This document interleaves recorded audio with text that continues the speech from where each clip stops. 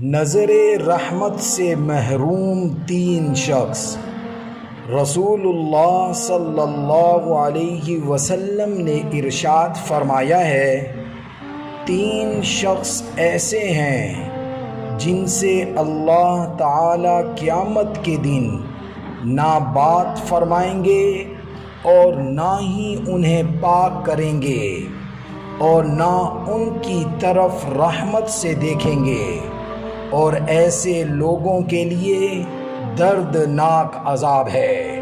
وہ تین شخص یہ ہیں: نمبر 1 بوڑھا زانی، نمبر 2 جھوٹا حکمران، نمبر 3 متکبر فقیر۔